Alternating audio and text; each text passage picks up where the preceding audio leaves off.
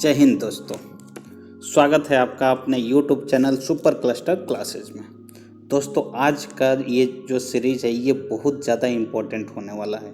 ठीक है, तो ये वीडियो आज हो सकता है थोड़ा सा लंबा हो जाए वीडियो, लेकिन इस वीडियो को आप देखने के बाद आप भी कहोगे कि मज़ा आ गया। ठीक है, तो इसीलिए वीडियो में लास्ट तक बने रहिएगा। आज हम लोग क्वेश्चन के साथ साथ फुल डिस्कस देखेंगे और ये क्वेश्चन जो है प्रीवियस ईयर का क्वेश्चन है। ठीक है, इसके साथ हम लोग जो डिस्कस करेंगे वो ज़्यादा इम्पोर्टेंट होगा। ठीक है, तो हो सकता है वीडियो थोड़ा सा लंबा हो जाएगा, लेकिन आप लोग वीडियो को स्किप ना कीजिएगा, वीडियो में लास्ट तक बने रहिएगा।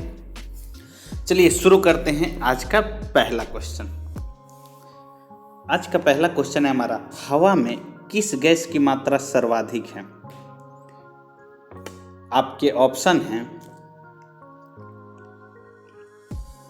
ए oxygen, B nitrogen, C helium, D carbon dioxide. आपको 5 सेकंड का टाइम मिलेगा, पहले आप आंसर दीजिए। इसका सही जवाब हो जाएगा ऑप्शन बी नाइट्रोजन। अब आइए थोड़ा सा मैं इसके विषय में बता दूं आपको कि अगर नाइट्रोजन की मात्रा वायुमंडल में पूछा जाए तो टोटल 78% नाइट्रोजन है। ठीक है, अगर यहीं पे ऑक्सीजन का बात किया जाए, O2 मैं लिख दे रहा हूँ ऑक्सीजन, तो ऑक्सीजन यहाँ पर है हमारा वायुमंडल में 21%, बचा 1% में सभी अन्य गैस हैं। ठीक है, तो कभी कभी आपसे ये चीज़ पूछ दिया जाता है कि CO2 की मात्रा कितनी है, तो वर्तमान में CO2 की मात्रा 0.03 से 0.04 है। ठीक है, परसेंटेज में। तो अगर आपको 0.03 ऑप्शन में मिल रहा है तो वो सही हो जाएगा। अगर 0.03 नहीं है, 0.04 है, तो आप लोग 0.04 को टिक कीजिएगा। अगर दोनों ऑप्शन में है तो आप लोग 0.04 को टिक कीजिएगा। ठीक है, चलिए नेक्स्ट क्वेश्चन देखते हैं। अगला क्वेश्चन है हमारा, किस फल में सभी विटामिन होते हैं? आपके ऑप्शन हैं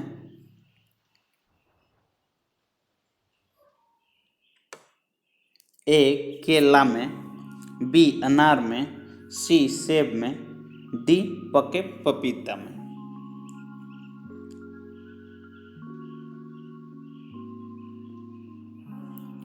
इसका सही जवाब हो जाएगा ऑप्शन डी, पका पपीता में सारे विटामिन पाए जाते हैं। ठीक है, चलिए अगला क्वेश्चन है हमारा, मौलिक अधिकार किस देश के संविधान से लिए गए हैं?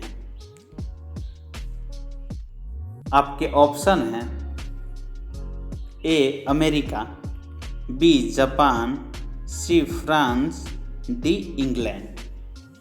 आपको 5 सेकंड का टाइम मिलेगा, आप अपना आंसर दीजिएगा।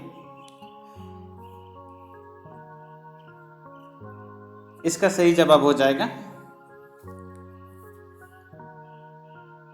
Option A America. अब आइए मौलिक अधिकार का बताया तो हम लोग मौलिक अधिकार बहुत ही बारीकी से पढ़ेंगे, बहुत ही अच्छी तरह से हम लोग जानने का प्रयास करेंगे। ठीक है, चलिए मौलिक अधिकार आया है तो मौलिक अधिकार के विषय में मैं बता दूं कि वर्तमान में अगर मौलिक अधिकार आपसे पूछा जाए तो वर्तमान में मौलिक अधिकारों की संख्या 6 है। लेकिन अगर आपसे ये चीज़ पूछा जाए कि मूल संविधान में मौलिक अधिकार कितने थे, तो मूल संविधान में मौलिक अधिकार टोटल 7 थे। ठीक है, तो अब अभी वर्तमान में टोटल 6 बचे हैं। और वो 6 कौन कौन से हैं तो उसको जानने का प्रयास करते हैं। तो देखिए सबसे पहला मौलिक अधिकार हमारा क्या है? समानता का अधिकार। पहला मौलिक अधिकार है समानता का अधिकार, जो अनुच्छेद 14 से लेकर अनुच्छेद 18, ठीक है, अनुच्छेद 14 से लेकर अनुच्छेद 18 तक समानता का अधिकार है। ये पहला मौलिक अधिकार है हमारा। अगर मैं बात करूँ दूसरा मौलिक अधिकार का, तो दूसरा मौलिक अधिकार है हमारा स्वतंत्रता का अधिकार। ठीक है, आप लोग नोट कर लीजिएगा इसको। दूसरा मौलिक अधिकार है हमारा स्वतंत्रता का अधिकार, और स्वतंत्रता का अधिकार किस अनुच्छेद में है? तो ये अनुच्छेद 19 से लेकर अनुच्छेद 22 तक, ठीक है। स्वतंत्रता का अधिकार जो है अनुच्छेद 19 से लेकर अनुच्छेद 22 तक है, ठीक है। तीसरा हमारा मौलिक अधिकार है शोषण के विरुद्ध अधिकार, ठीक है। आप लोग नोट कर लीजिएगा, तीसरा मौलिक अधिकार है हमारा शोषण के विरुद्ध अधिकार। तो तीसरा मौलिक अधिकार हमारा अनुच्छेद क्या है? तो अनुच्छेद 23 से 24, ठीक है। 23 से 24 है हमारा शोषण के विरुद्ध अधिकार। चौथा हमारा मौलिक अधिकार है, चौथा मौलिक अधिकार है हमारा धार्मिक स्वतंत्रता का अधिकार, जो अनुच्छेद 25 से अनुच्छेद 28 तक है, ठीक है। अनुच्छेद 25 से लेकर 28 तक है हमारा चौथा मौलिक अधिकार, जो कि धार्मिक स्वतंत्रता का अधिकार जिसे कहते हैं। पांचवा मौलिक अधिकार है हमारा सांस्कृतिक तथा शिक्षा संबंधी अधिकार, ठीक है। पांचवा मौलिक अधिकार है हमारा सांस्कृतिक तथा शिक्षा संबंधी अधिकार, जो कि अनुच्छेद 29 से 30 तक है, ठीक है। 29 से 30 तक, 29 से 30 तक है पांचवा मौलिक अधिकार। और छठा मौलिक अधिकार है हमारा संवैधानिक उपचारों का अधिकार। संवैधानिक उपचारों का अधिकार अनुच्छेद कौन सा है? तो अनुच्छेद 32, ठीक है। अनुच्छेद 32 को संवैधानिक उपचारों का अधिकार कहा जाता है। देखिए, अब सातवां जो मौलिक अधिकार था, जो कि वर्तमान में नहीं है, सातवां मौलिक अधिकार क्या था हमारा? संपत्ति का अधिकार। तो संपत्ति के अधिकार जो था उसको अनुच्छेद 31 में रखा गया था, ठीक है। जो संपत्ति का अधिकार था उसको अनुच्छेद 31 में रखा गया था, लेकिन वर्तमान में उसे हटा दिया गया है।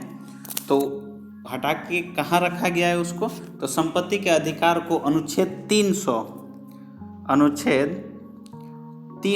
ए में रखा गया है, ठीक है। संपत्ति के अधिकार को वर्तमान में कानूनी अधिकार बना दिया गया है और इसको अनुच्छेद 300 ए में रखा गया है। तो ये क्वेश्चन भी आपसे पूछा जाता है, तो इतना पॉइंट आप लोग इसमें ध्यान रखिएगा। और संपत्ति के अधिकार को मौलिक अधिकार से कब हटाया गया था, ये भी क्वेश्चन आपसे पूछ दिया जाता है। तो 44वें संविधान संशोधन 1978, 44वें संविधान संशोधन 1978 में 44वां संविधान संशोधन हुआ था। उसी में संपत्ति के अधिकार को मौलिक अधिकार से हटाकर कानूनी अधिकार बना दिया गया था, ठीक है। तो इस पॉइंट को ध्यान रखिएगा। और एक चीज़ मैं बता दूं आपको कि मौलिक अधिकार आपसे पूछ लिया जाता है कि ये किस भाग में आता है, संविधान के किस भाग में है? तो भाग 3 याद रखिएगा, भाग 3 में मौलिक अधिकार है। और अनुच्छेद कहाँ से कहाँ तक है? तो अनुच्छेद 12 से लेकर अनुच्छेद 35, ठीक है। अनुच्छेद 12 से लेकर अनुच्छेद 35 तक हमारा आता है मौलिक अधिकार। चलिए, और एक पॉइंट इसमें बता दूं मैं कि कभी कभी आपसे ये चीज़ पूछ लिया जाता है कि इसकी सुरक्षा की जिम्मेदारी किसे सौंपी गई है? तो मौलिक अधिकार की सुरक्षा की जिम्मेदारी सुप्रीम कोर्ट देखता है, ठीक है। सुप्रीम कोर्ट को सौंपा गया है इसकी जिम्मेदारी। चलिए, अगला क्वेश्चन देखते हैं हम लोग। नेक्स्ट क्वेश्चन है हमारा,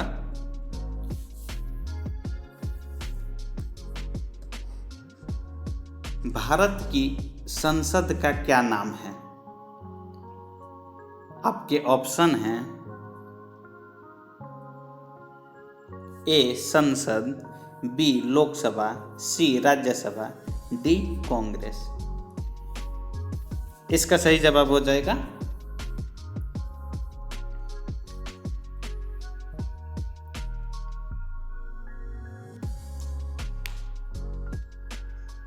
ऑप्शन ए संसद।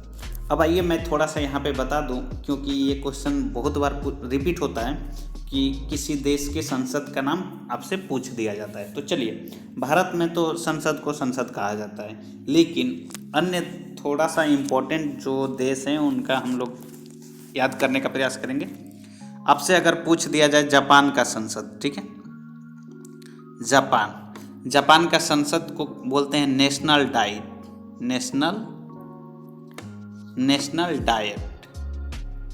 National diet. जापान के संसद को हम लोग क्या बोलते हैं? National diet. तो ये पॉइंट आप लोग नोट कर लीजिएगा। श्रीलंका, श्रीलंका के संसद को क्या बोलते हैं हम लोग? तो श्रीलंका के संसद को बोलते हैं socialist Republican. Socialist Republican, socialist, socialist Republican, Republican आप लोग नोट कर लीजिएगा, सोशलिस्ट रिपब्लिकन। अगर आपसे ये चीज़ पूछ दिया जाए कि चीन के संसद को क्या कहते हैं, तो चीन के संसद को बोलते हैं कांग्रेस। ठीक है। अगला पॉइंट मैं बता दूं, अगर आपसे पूछ दिया जाए कि पाकिस्तान के संसद को क्या बोलते हैं, तो पाकिस्तान के संसद को नेशनल असेंबली बोलते हैं। National assembly, assembly. ठीक है, असेंबली आप लोग नोट कर लीजिएगा, नेशनल असेंबली।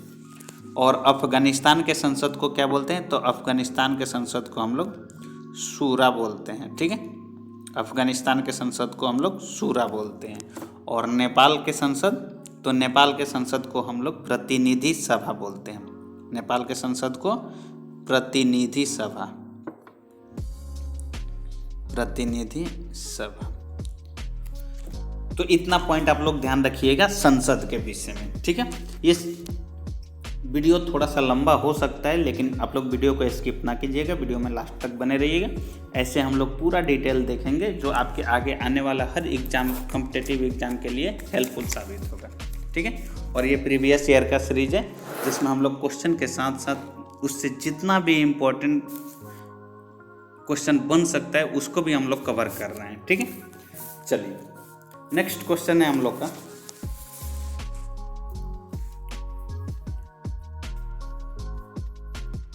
हीराकुंड बांध किस नदी पर बना है?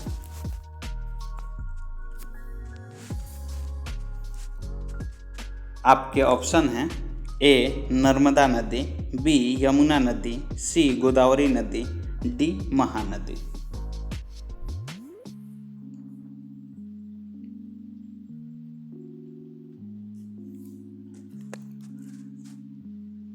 इसका सही जवाब हो जाएगा ऑप्शन डी, महानदी। अब आइए मैं थोड़ा सा आपको बता दूं कि हीराकुंड बांध है कहाँ। तो हीराकुंड बांध महानदी पर बना हुआ है। ठीक है, हीराकुंड बांध कहाँ बना हुआ है? महानदी पर। और ये है कहाँ? तो ओडिशा में। ठीक है, ओडिशा में। ठीक, और मैं एक चीज़ बता दूं कि यह विश्व का सबसे लंबा, हीराकुंड बांध जो है यह विश्व का सबसे लंबा मिट्टी का बांध है। ठीक है, मिट्टी का बांध, पॉइंट ध्यान रखिएगा। हीराकुंड बांध जो है यह विश्व का सबसे लंबा मिट्टी का बांध है। ठीक है, अब थोड़ा सा बांध आया है तो और एक दो बांध को हम लोग देखने का प्रयास करते हैं जो एग्जाम व्यू से इम्पोर्टेंट है। ठीक है, हीराकुंड बांध तो हमारा हो गया। एक आता है हमारा टिहरी बांध। ठीक है, टिहरी बांध, टिहरी बांध। तो टिहरी बांध याद रखेंगे, टिहरी बांध है कहाँ? तो उत्तराखंड में। मैं यूके लिख दे रहा, आप लोग समझ जाइएगा, उत्तराखंड। ठीक है, टिहरी बांध कहाँ है? तो उत्तराखंड में। और किस नदी पर बना है आपसे पूछ दिया जाए तो भागीरथी, भागीरथी, भागीरथी नदी पे आप लोग नोट कर लीजिएगा। टिहरी बांध किस नदी पे बना है? भागीरथी नदी पे। और टिहरी बांध के विषय में एक पॉइंट और याद रखिएगा कि यह भारत का सबसे ऊंचा, ठीक है, भारत का सबसे ऊंचा बांध है। ठीक है, टिहरी बांध जो है यह भारत का सबसे ऊंचा बांध है। तो टिहरी बांध के विषय में इतना ध्यान रखिएगा। और दो चार बांध हम लोग देखने का प्रयास करें। एक आता है बांध हमारा जो एग्जाम में बार बार पूछा जाता है, सरदार सरोवर बांध, सरदार सरोवर बांध। ठीक है, सरदार सरोवर बांध। तो सरदार सरोवर बांध है कहाँ? तो सरदार सरोवर बांध है गुजरात में। ठीक है, गुजरात में। और यह किस नदी पर है? तो नर्मदा नदी पर। इतना पॉइंट आप लोग सरदार सरोवर बांध के विषय में आप लोग याद रखिएगा। और एक बांध है हमारा मेटूर बांध, जो कि इस बार बिहार एसआई में पूछा हुआ था, मेटूर बांध। ठीक है, मेटूर बांध। तो मेटूर बांध है कहाँ? तो मेटूर बांध है तमिलनाडु में। मेटूर बांध कहाँ है? तमिलनाडु में। तमिलनाडु में। और मेटूर बांध किस नदी पर है? तो कावेरी नदी पर। तो इतना पॉइंट ध्यान रखिएगा मेटूर बांध के विषय में, यह तमिलनाडु में स्थित है और यह कावेरी नदी पर स्थित है। चलिए अगला एक बांध है भाखड़ा बांध। हम लोग वैसे ही बांध को देखने का प्रयास करें जो एग्जाम में पूछे गए हैं या पूछे जाने की संभावना है। भाखड़ा बांध, ठीक है। तो भाखड़ा बांध है कहाँ? तो भाखड़ा बांध हिमाचल प्रदेश और पंजाब के बॉर्डर एरिया पर है। और यह किस नदी पर है? तो सतलज नदी पर है। भाखड़ा बांध किस नदी पर है? सतलज नदी पर। और इसका लोकेशन किधर का है? तो हिमाचल प्रदेश प्लस पंजाब का। चलिए एक बांध और याद रखेंगे, अलमाटी बांध। अलमाटी बांध। अलमाटी बांध कहाँ है? तो अलमाटी बांध कर्नाटका में है, ठीक है। कर्नाटका में है अलमाटी बांध।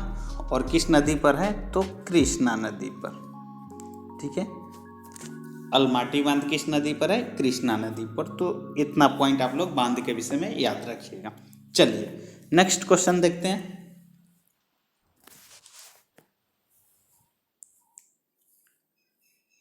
अगला क्वेश्चन है हमारा, भारत में नमक का सबसे बड़ा उत्पादक राज्य कौन सा है?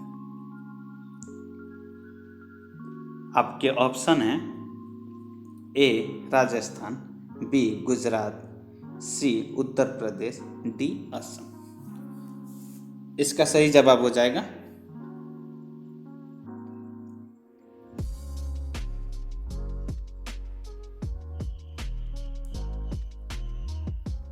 ऑप्शन बी गुजरात, ठीक है। ये तो आप लोग को पता ही होगा कि हम नमक सत्याग्रह हम लोग जानते हैं। नमक सत्याग्रह गांधी जी द्वारा चलाया गया था 1930 में, ठीक है। तो ये कहाँ पर स्थित है? गुजरात में। चलिए अगला क्वेश्चन है हम लोग का,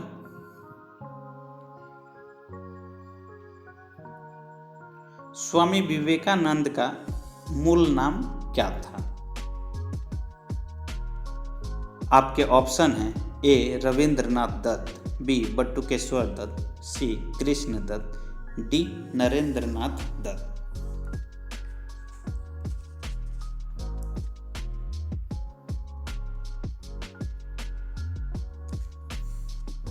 इसका सही जवाब हो जाएगा ऑप्शन डी नरेंद्रनाथ दत्त। अब स्वामी विवेकानंद का बताया तो थोड़ा सा मैं यहाँ पे आपको बता दूँ स्वामी विवेकानंद के विषय में जो पॉइंट है। 1894 1894 में इन्होंने वेदांत सोसाइटी की स्थापना की। वेदांत सोसाइटी 1894 ईस्वी में स्वामी विवेकानंद ने वेदांत सोसाइटी की स्थापना की।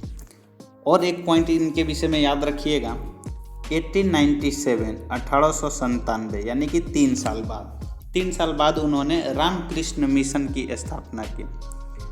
ये क्वेश्चन बार बार पूछा जाता है, रामकृष्ण मिशन, ठीक है। रामकृष्ण मिशन की स्थापना इन्होंने 1897 ईस्वी में की थी, ठीक है। चलिए अगला क्वेश्चन देखते हैं हम लोग। अगला क्वेश्चन है हमारा, साधारण नमक का रासायनिक नाम क्या है? आपके ऑप्शन है A sodium chloride, B sodium hydroxide, C sodium carbonate, D sodium sulphate.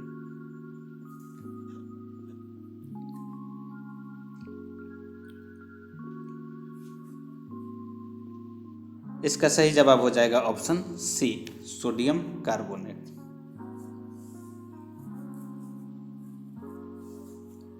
अगला क्वेश्चन है हमारा, आंवला में कौन सा विटामिन प्रचुर मात्रा में पाया जाता है? आपके ऑप्शन हैं A vitamin A, B vitamin B, C vitamin C, D vitamin D.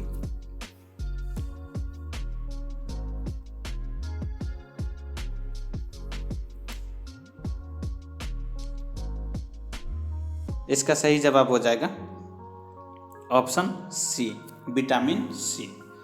अब आइए थोड़ा सा मैं यहाँ पर आपको बता दूँ, विटामिन ए कभी कभी आपसे जीएस में पूछ लिया जाता है विटामिन ए का रासायनिक नाम। तो विटामिन ए का रासायनिक नाम याद रखिएगा, रेटिनॉल। विटामिन ए का रासायनिक नाम है रेटिनॉल, ठीक है। विटामिन बी जो है विटामिन B1 के नाम से भी जाना जाता है, ठीक है। B1 को मुख्य रूप से ही बी ऐसे माना जाता है, तो B1 याद रखिएगा, B1 को हम लोग थायमिन बोलते हैं, ठीक है।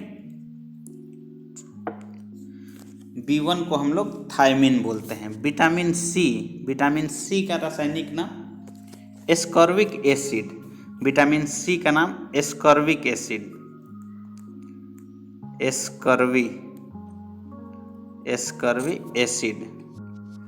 एसिड आप लोग नोट कर लीजिएगा। एस्कॉर्बिक एसिड विटामिन सी को बोलते हैं। विटामिन डी को हम लोग कैल्सीफेरॉल बोलते हैं, कैल्सीफेरॉल। विटामिन डी का नाम, रासायनिक नाम कैल्सीफेरॉल है, ठीक है। और मैं यहाँ पे बता दूँ, अगर विटामिन ई के विषय में पूछ दिया जाए विटामिन ई का रासायनिक नाम, तो विटामिन ई का रासायनिक नाम है टेकोफेरॉल,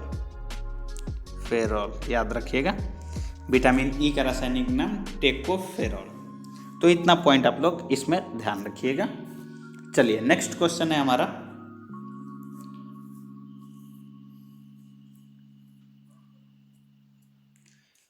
भारत की स्वतंत्रता के समय भारत का गवर्नर जनरल कौन था? आपके ऑप्शन है A Warren Hastings, B Lord Curzon, C Lord Cripps, D Lord Mountbatten.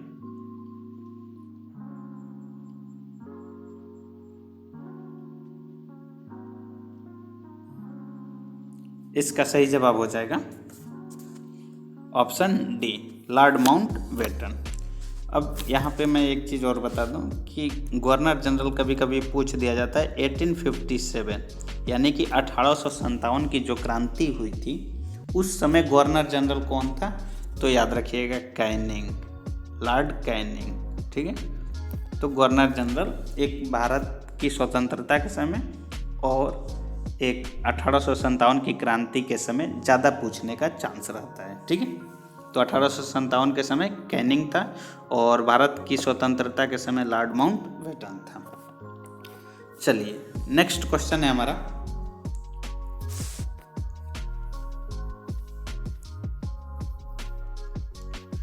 आधुनिक चिकित्सा का जनक किसे माना जाता है?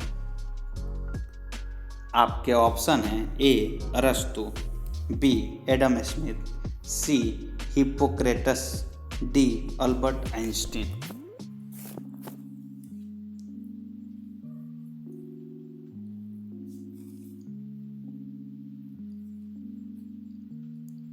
इसका सही जवाब हो जाएगा ऑप्शन सी, हिप्पोक्रेटस। यहाँ पे मैं एक चीज़ और बता दूँ आपको, अरस्तु जो था ये प्लेटो का शिष्य था। प्लेटो, कभी कभी आपसे पूछ दिया जाता है कि अरस्तु किसका शिष्य था, तो प्लेटो का, ठीक है। और अरस्तु के विषय में एक पॉइंट और ध्यान रखिएगा कि पॉलिटिक्स की रचना किसने की थी?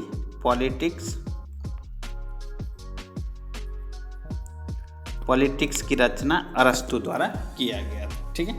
और एडम स्मिथ को अर्थशास्त्र का जनक कहा जाता है। अर्थशास्त्र यानी इकोनॉमिक्स जो हम लोग पढ़ते हैं, तो अर्थशास्त्र का जनक किसे कहा जाता है? तो एडम स्मिथ को कहा जाता है। इतना पॉइंट आप लोग ध्यान रखिएगा। अगर ये सीरीज आपको अच्छा लगा हो तो प्लीज़ एक लाइक ज़रूर कीजिएगा और कमेंट में ज़रूर बताइएगा कि आपको बेनिफिट्स हुआ कि नहीं, ये वीडियो अच्छा लगा कि नहीं। मिलेंगे नेक्स्ट वीडियो में नेक्स्ट सीरीज के साथ, तब तक के लिए बाय बाय, जय हिंद।